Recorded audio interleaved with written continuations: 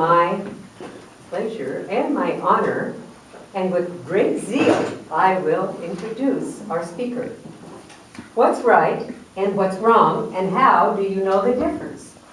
That's been an issue since humans were first capable of thought. This evening, in Project 5, the abstract concept from the Advanced Communication Manual, Speaking to Inform, Lloyd Smith will offer some insights about those questions.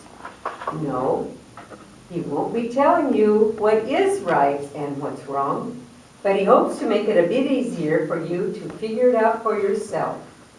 Lloyd Smith and Morality and Ethics.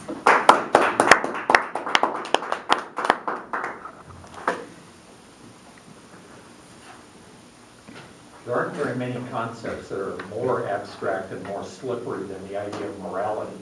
The interesting thing about morality is that most people are convinced that they know what it is and no one else does, and they act accordingly. The reality is that none of us actually know what it is, and you're about to find out why. Now let's take a moment here to find out a little bit about how we think about moral issues. Picture this scenario. You're walking along and you see a dollar bill on the sidewalk. There's no other person around. How many of you stop and pick it up? Okay? Now, suppose that same scenario, you picked up your dollar bill.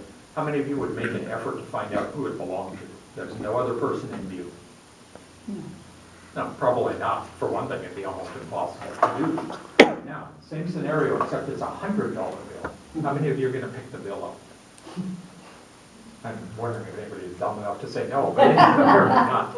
Now, would you make an effort to find out who it belongs to? There's no other person in sight. Sure. Yeah. You'd probably fail. Now, suppose same scenario, you're going along the sidewalk and you see the dollar bill and there's a person about maybe 10, 15 feet up the sidewalk. What would you do? Would you say, hey, did you just drop your dollar bill? How many of you would do that? Okay. How about the $100 bill? Would you say, hey, did you drop your $100 bill? Yeah. Sure. Now think about this for a second. All four of those situations are morally equivalent. It's somebody else's money, and it might end up in your pocket. Okay? But some of them, it seems like it's perfectly okay to take the money, and others it seems like it's not okay, right? And that is an odd thing. It should be either morally right or morally wrong. There shouldn't be any doubt about that. The technical term for taking somebody else's money, of course, is theft. And so congratulations, many of you are perfectly willing to do it, and so am I. You know, but the circumstances change. Morality can be thought of as the way to differentiate between correct and incorrect behaviors. And this may not seem apparent to you, but it will in a moment. There are two different sources for moral principles. One of them, in a philosophical sense, is called a deontological approach. And that's where moral principles come from a list of rules, is what it amounts to, that are handed down from some authority. The perfect illustration for that is from the Old Testament of the Bible. That's the Ten Commandments, a list of 10 rules. There's no doubt about what any of them mean, and they have authority. You know, thou shalt not kill. It doesn't say thou shalt not kill most of the time. You know. However, think about this. Does it apply to people in the military? It better not if the next time there's a war. In reality, of course, in the ancient Hebrew, it doesn't say thou shalt not kill. It says thou shalt not murder. And those are two different things. This raises an interesting issue. If you're relying on an authority, a list of rules from somewhere, you got to think about translation issues. You know, the Bible wasn't written in modern English, so it's gone through a lot of steps along the way. Have you ever played that kid game telephone, you know, where one person has it, says something, by the time it gets to the last person, there's nothing there? That's almost the same as going from translation to translation to translation. You know the verse in the Bible where Jesus says to Peter, upon this rock I built my church? Well, it's a pun, a joke. Jesus didn't speak English. He spoke Western Amharic, an almost dead language. And in Western Amharic, the name Peter and the word rock are homonyms. They're spelled different, but they sound the same. So Jesus was making a bunny when he said that. Anyway, a little side joke there you can amuse your minister with next Sunday, I guess.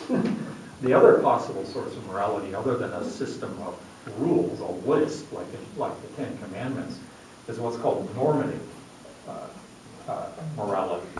And what that is, it's where the effect of the action determines whether the action is morally acceptable or not. The perfect illustration for that is the Golden Rule from the New Testament. You should treat other people as you wish other people would treat you. Okay, see, it's not a rule in the sense of do this or do that. You have to analyze what you're doing in order to understand whether it's right or wrong. So do you see the difference between those two things? That a list of rules or a system where you have to think about whether the action achieves a result that's morally good or not. Now, those two things are in conflict with one another, and that's not unique to Christianity. That's actually true of all of the world's religions. There's an excellent illustration in the Bible of the difference between an deontological and a normative system of ethics. And that is in the book of John, chapter 8. This is the one where you'll recognize the story probably, even if you're not religious.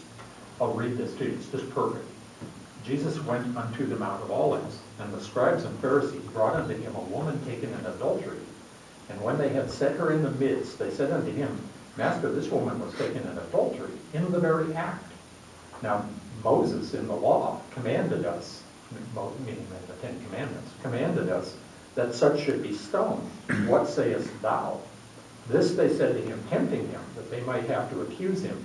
But Jesus stooped down, with his finger wrote on the ground as though he heard them not. So when they continued asking him, he lifted up himself and said unto them, He that is without sin among you, let him first cast a stone at her. And again he stooped down and wrote on the ground. And they which heard it, being convicted by their own conscience, went one by one, beginning at the eldest, even unto the last. And Jesus was left alone, and the woman standing in the midst. When Jesus had lifted up himself and saw none but the woman, he said unto her, Woman, where are those thine accusers? Hath no man condemned thee? She said, No man, Lord. And Jesus said unto her, Neither do I condemn thee. Go and sin no more. Okay, what Jesus was saying was that the deontological list of rules only work if you apply a normative system of morality to it. You see why? In other words, they could stone her if they wanted to, but they had to think about whether or not the outcome of that matched their standards. And it clearly didn't. They all slunk off and left the woman. Mm-hmm. And then Jesus basically said, I'm not going to judge you either, because he was applying the normative system to her. Mm-hmm. One way to think about this, there's a German philosopher in the 1600s, Immanuel Kant. And he wrote a book called The Groundwork of the Metaphysics of Morality. Ooh, there's a book you take to the beach with you. It's like yay thick, it's like swimming in oatmeal. But what Kant came up with was a system that he called the categorical imperative. And what he said was this: the only way to make sense out of morality is to, whenever you're thinking of doing something, you should assume that by your action, you will be, from that point on, requiring everyone else to do the same thing. Okay? So in other words, if you want to take somebody's wallet, you can do it. But from that moment on, it will be a rule that everyone will be required to steal other people's wallets. And you ask yourself, do you want to live in a world like that or not? The answer is clearly no, so that would be an immoral act.